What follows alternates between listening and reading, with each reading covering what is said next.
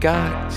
I'm Scott Craggs. I'm a mastering engineer, and most people don't really know what mastering engineers do, so what I usually say is pretty much any record you've ever heard, someone like me is the last person to work on it.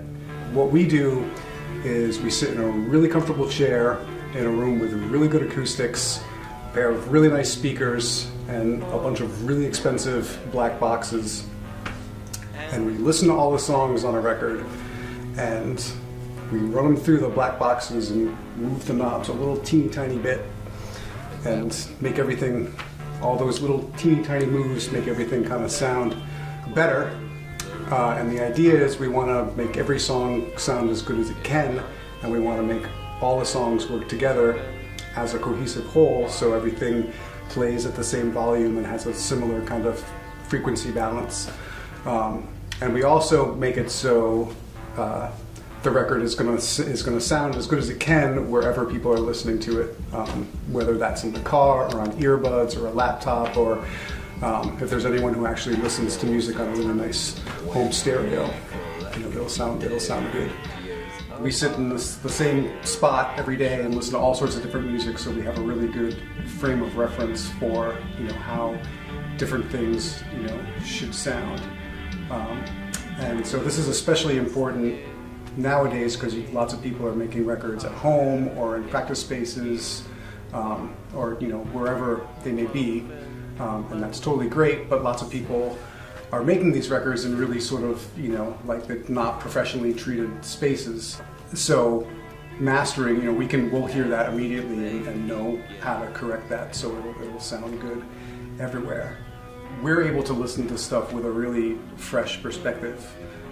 When you've been mixing a record, you've listened to the songs 18 million times and you've obsessed over all the little details and everything, and it's really hard to kind of step back and just take an objective listen to it and just really hear what you have. We're hearing it for the first time. We don't have any preconceived notions.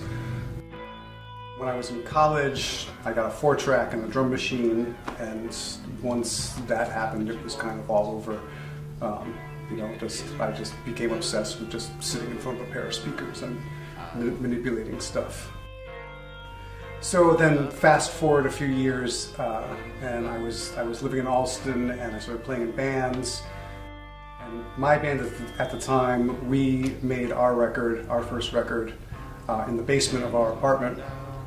And it came time to master it, and we didn't have any money. And so I had recorded and mixed, so I was like, yeah, okay, mastering, I guess that's, you put some EQ on it and make it a little louder somehow, I guess, I don't really know, but... So I did it, and somehow that record came out sounding okay, and people liked it. So I started working with some other bands and doing a little bit of recording, and originally my plan was to be a recording and mixing guy.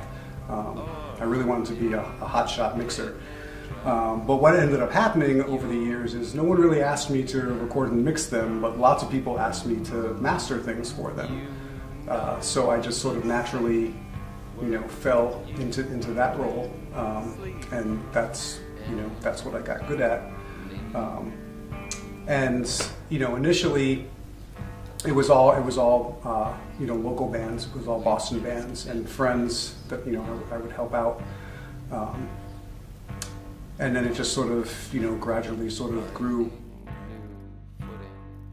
You can't really have much of an ego at all as a mastering engineer, because it's not really about us. It's like we're trying to make the mixes that we're given sound as good as they can. So it's not about putting our stamp on something at all. It's about taking someone else's work, and just putting that in the best possible light.